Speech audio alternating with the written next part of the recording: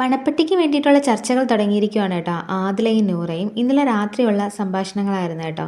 അപ്പോൾ പണപ്പെട്ടി ഇനിയിപ്പോൾ വെക്കാറായല്ലോ, 75ാമത്തെ ഡേ ആയി. അപ്പോൾ ഏകദേശം പണപ്പെട്ടി വെക്കേണ്ട സമയമൊക്കെ ആയിട്ടുണ്ട്.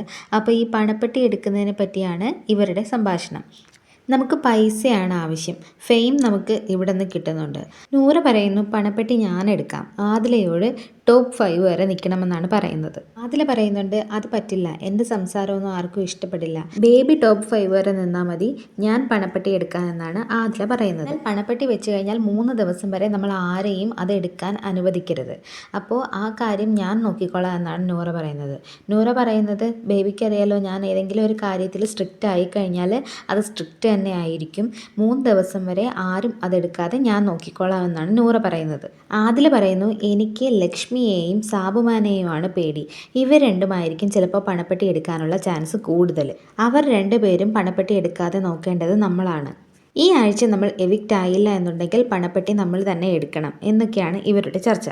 അക്ബറും ആര്യനും ഇതേ കാര്യം തന്നെ ആദിലയോടും നൂറയോടും പറയുന്നുണ്ട്. നിങ്ങൾക്ക് വേണമെങ്കിൽ പണപ്പെട്ടി എടുക്കാമല്ലോ, ഞാൻ എന്തായാലും പണപ്പെട്ടി എടുക്കാനൊന്നും പോകുന്നില്ല, ഞാൻ എന്തായാലും അവസാനം വരെ നിൽക്കുമെന്നാണ് അക്ബർ പറയുന്നത്. എൻ്റെ ഗ്രോത്തിന് വേണ്ടിയിട്ട് ഞാൻ അവസാനം വരെയും നിൽക്കുമെന്നും അക്ബർ പറഞ്ഞു.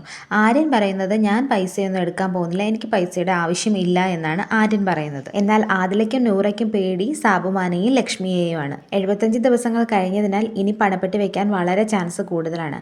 ആദ്യത്തെ ദിവസങ്ങളിൽ പണപ്പെട്ടിയിലുള്ള പണം കുറവായിരിക്കും, അടുത്തടുത്ത ദിവസങ്ങളിലാണ് പണം കൂടി വരുന്നത്. 3ാമത്തെ ദിവസം തങ്ങളിൽ ആരെങ്കിലും ഒരാൾ പണപ്പെട്ടിയുമായിട്ട് പോകും, ഒരാൾ ടോപ്പ് 5 വരാമെന്നാണ് ഇവരുടെ ചർച്ച.